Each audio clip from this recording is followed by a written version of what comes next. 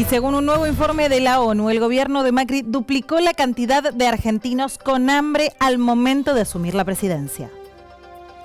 Exactamente, Mari, es como vos lo decís, es una cifra que sigue despertando el alerta, por decirlo de alguna manera. Es algo que nosotros venimos hablando ya hace tiempo, que tiene que ver con el hambre. Y es interesante porque este análisis, que tiene cerca de 156 páginas, que es un panorama en realidad, lo que hace es recorrer los últimos años, ¿no? Entonces vos ves la película entera, no ves la foto, como se dice en economía. Vos ves un análisis que va desde el 2000, por ejemplo, hasta el 2018. Para entender un poco también qué pasó en la región, me parece que es interesante. En 2018, por ejemplo, eran 42,5 millones de personas las que estaban con una alimentación que va por debajo de lo que necesitan, con hambre, vamos a decirlo lisa y llanamente. En 2014 era de 38 millones de personas y en 2000 era de 62 millones. ¿Qué pasó? Bueno, esto es claro, en 2015-2014 cayó estrepitosamente esta cifra y tiene que ver también con la ola de gobiernos progresistas que generaron también que de 2000 en adelante se pueda empoderar cierto sector popular y hacerle frente a sus necesidades básicas.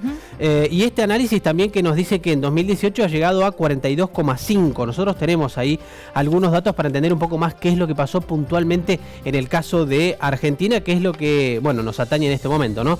Mira, de lo que va 2013 a 2015... lo que tiene que ver con el hambre puntualmente, afectó al 3,4% de la población.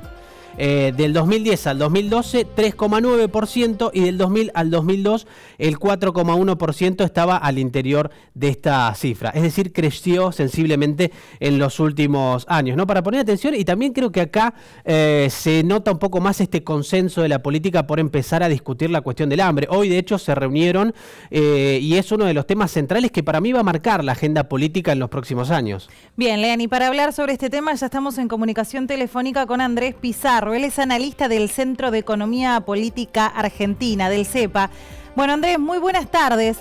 ¿Por qué crees que se duplicaron estas cifras? Bueno, me parece que es bastante sencillo. Primero, la política económica del gobierno desde su inicio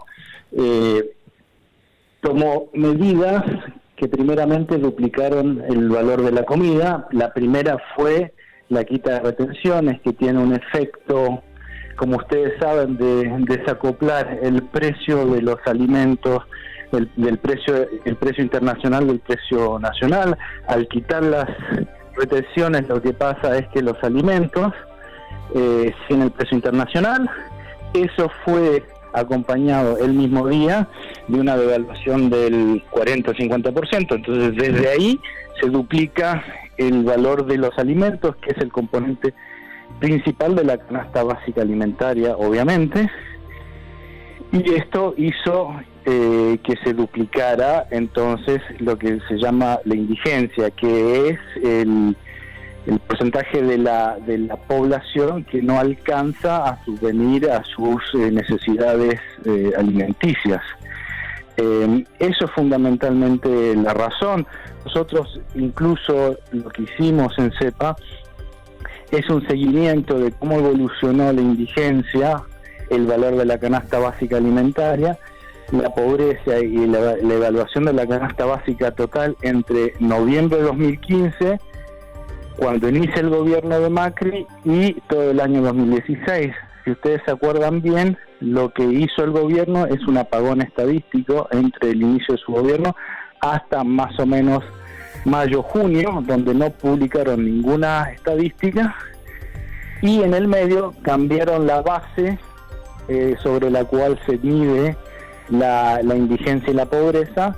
La indigencia es equivalente a este dato de la ONU del hambre, o sea, el significado de la indigencia es familias que no pueden alimentarse debidamente, que es lo mismo que el hambre. Lo que hizo el gobierno de Macri en este primer semestre es un apagón estadístico. Entonces, cuando vuelvan a medir,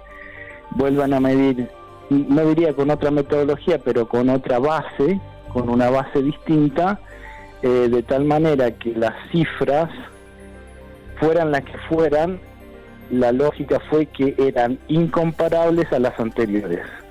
Entonces, un montón de analistas empezaron a hacerse un montón de cuestiones, pero técnicamente no podemos comparar las cifras que ahora se miden con las de 2013, que fue la última medición, y en creo que fue 2012, es cuando la FAO le da un premio al gobierno de Cristina Fernández. Exacto. Diciendo que el hambre había llegado a cero. Es interesante remarcar esto que vos decís también para hacer una comparación histórica con las últimas crisis, ¿no? Porque digo, para establecer un paralelismo, si se quiere, con el 2000-2001, en este caso la crisis afectó directamente a los artículos de primera necesidad, ¿no? Generalmente la crisis afecta primero a la línea blanca, a los automóviles, a bienes tal vez más costosos, pero en este caso las dificultades son directamente para acceder a la canasta básica, ¿no? Esta es una, si se quiere, de las particularidades de esta crisis, Andrés.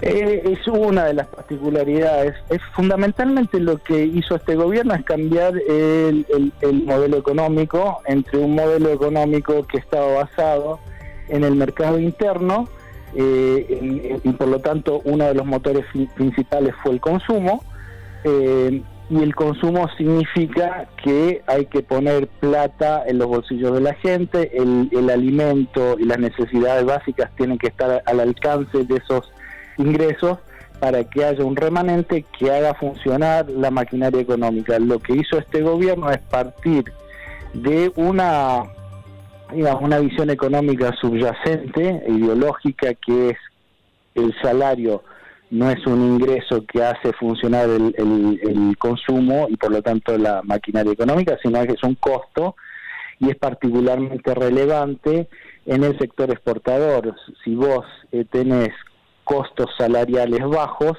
el diferencial con el precio internacional, que no lo pueden manejar las empresas exportadoras, que está sujeto al mercado internacional y que tiene más competencia, y tiene un componente especulador, la única manera de ellos, y la manera, digamos, media fácil y media, diría, de holgazán de ser competitivos, es con las devaluaciones y con comprimiendo el costo laboral, o por lo menos lo que ellos consideran el costo laboral. Ese es el modelo que trató de imponer el gobierno actual, que es un gobierno volcado hacia la exportación, con la lógica de ellos de que la integración en el mundo es a través del intercambio comercial, y que todo lo que era de mercado interno, sobre todo pymes e industrial, no era competitivo y por lo tanto no merecía de seguir existiendo. Y de hecho la tragedia que tenemos es la destrucción de más o menos 40 pymes por día, la desintegración del tejido industrial, la caída estrepitosa de la industria faro, que es la de automóvil, la destrucción de Tierra del Fuego. Todo esto tiene que ver con un cambio de modelo, y este cambio de modelo tiene que ver con uno de los ejes, es la reducción del salario, pero también los grupos económicos favorecidos por este gobierno son los exportadores, y entre ellos agroexportación y energía. Y la combinación de estas cuestiones resulta en una canasta básica alimentaria que es imposible para muchos de solventar. Gracias Andrés por esta comunicación. Bueno, Leandro, estamos viendo que esto es algo que pasa en nuestro país y que también se replica en toda Latinoamérica. Exacto, me parece que ese punto es clave, Mari, para entender un poco qué es lo que está pasando en la región y para ver las tensiones que hay en América Latina. ¿Vos sabés cuál fue uno de los pocos países que pudo reducir la pobreza, que pudo reducir el hambre, inclusive reconocido por la FAO? ¿Cuál? Bolivia, ni más que menos, Bolivia. Digo, ahí es donde se está peleando ahora por ese cambio y por ese golpe que hay en realidad principalmente, pero me parece que nos ayuda a entender un poco más cómo son las situaciones que se dan a nivel Latinoamérica. Nosotros tenemos una placa para ordenarnos un poco más y acá se ve muy bien cómo estaba la situación en el 2000-2001, que fue una situación de tensión también para toda América Latina, y después con el avance de los gobiernos progresistas en 2014 cae esa cifra que estamos hablando, y en el 2018, con el auge de los gobiernos neoliberales, vuelve a ascender a 42,5 millones de personas que están en esta situación y que es alarmante, como lo está diciendo la FAO. Queda por ver también cuál es la coyuntura de cada uno de estos países. Digo, en el caso argentino no se puede resolver con un salariazo, porque eso va a hacer que la inflación sea más alta. Claro. Entonces también puede ser perjudicial. En el caso de nuestro país, acá también se ve bastante claro, ¿no? Y por eso decía que estos datos son muy importantes porque te ayudan a ver la película entera. No ves la foto nada más. El 3,9 en 2018 2010, ¿no? Cuando hablamos de la pobreza, en realidad es el hambre, pero es símil, ¿no? a la cifra que toma el índice de pobreza. Claro. El 3,4 del 2013 al 2015 y posteriormente el avance, como decíamos, ¿no? hace un rato, de 4,6%, que es lo que se mueve en estos tiempos, ¿no? Que Claro. es una cifra que realmente preocupa. Es el hambre, es la desnutrición y es la malnutrición de nuestro país. Exactamente, porque es otro de las variables que se analizan, ¿no? Que tienen que ver con la malnutrición. Son cifras que son impactantes y que en lo personal me parece que van a marcar el norte de lo que va a ser la agenda política de los próximos años, no solamente en nuestro país, sino también en la región.